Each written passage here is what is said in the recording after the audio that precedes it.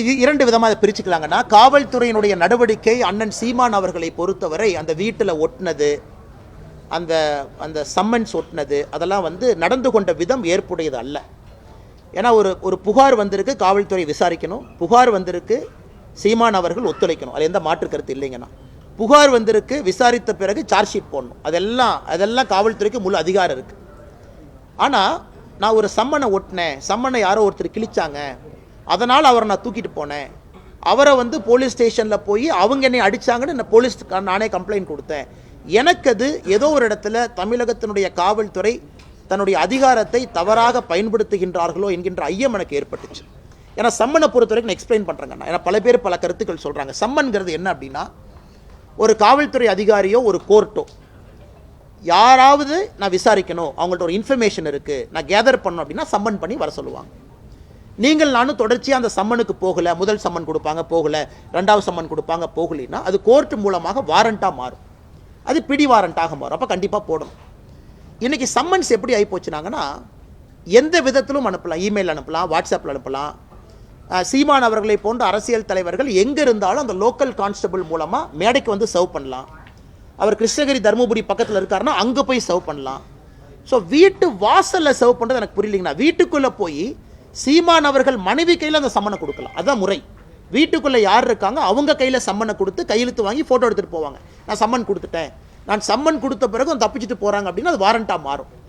இதில் எனக்கு ஆச்சரியம் என்னென்னா, கேட்டில் ஒட்டுறது. கேட்டில் யார்கிட்ட ஒட்டுவாங்கன்னாங்கன்னா, ப்ரொக்ளைம்டு அஃபெண்டர் மேலே தான் கேட்டில் ஒட்டுவாங்க. அதாவது தேடப்படக்கூடிய குற்றவாளி கேட்டில் ஒட்டுவாங்க, நான் பார்த்துருக்கேன். கோர்ட்டு ஒருத்தரை குற்றவாளின்னு சொல்லி எஸ்கேப் ஆகிட்டாங்க, அவங்கள வீட்டு வாசலில் ஒட்டுவாங்க, P1 சொல்லுவாங்க, ப்ரொக்ளைம்டு அஃபெண்டர். ஒரு சீமான் அவர்களுக்கு வீட்டு வாசலில் ஒட்ட வேண்டிய அவசியம் இல்லை என்பது என்னுடைய கருத்து. சரி, ஒட்டியாச்சு, அதை கிழிச்சிட்டாங்க.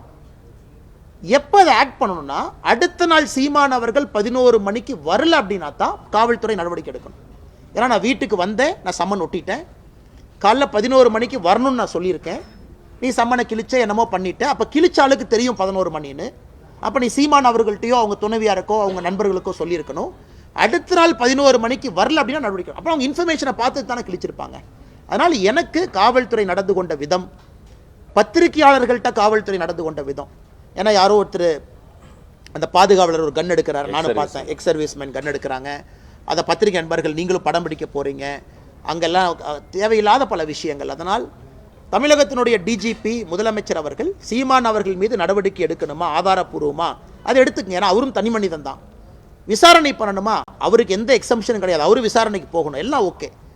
நடந்து கொண்ட விதம் எனக்கு ஏற்புடையதா இல்லைங்கண்ணா. சாமானிய மனிதனுக்கும் இது நடந்தால் என்ன ஆகுங்கிறத நான் பார்த்தேன். சீமான் அவர்கள் இந்த விஷயத்தை பற்றி என்ன பேசுகிறாங்க அதை பற்றி நான் கருத்து சொல்ல விரும்பலை. அது காவல்துறை அவர்கள் விசாரணை எடுக்கணும், நடவடிக்கை பண்ணணும், தப்பு நடந்திருந்தால் நியாயம் கொடுக்கணும், அது வேறங்கண்ணா. நான் முதல்ல அந்த பாயிண்ட்டுக்குள்ளேயே போலிங்கண்ணா. நான் காவல்துறை இந்த சம்மன் விஷயத்தில் நடந்து கொண்ட விதத்தை மட்டும்தான் நான் பேசுகிறேன். இரண்டாவது, ஒரு காவல்துறையை பொறுத்தவரை என்னை தடுக்கிறாங்க, வர்றாங்க, நம்ம புரிஞ்சுக்கணும்னா, ஒரு போலீஸ் ஸ்டேஷன் ஒரு 500, 1000, 2000 கணக்கான தொண்டர்கள் வர்றாங்கன்னா அவங்களையெல்லாம் வச்சு ஒரு போலீஸ் ஸ்டேஷனில் வேலை பார்க்க முடியாதுங்கண்ணா. ஒரு காவல்துறைக்கு எல்லோரையும் தடுப்பதற்கான உரிமை இருக்குது. காரணம், லா அண்ட் ஆர்டர் அவங்க மெயின்டைன் பண்ணும்.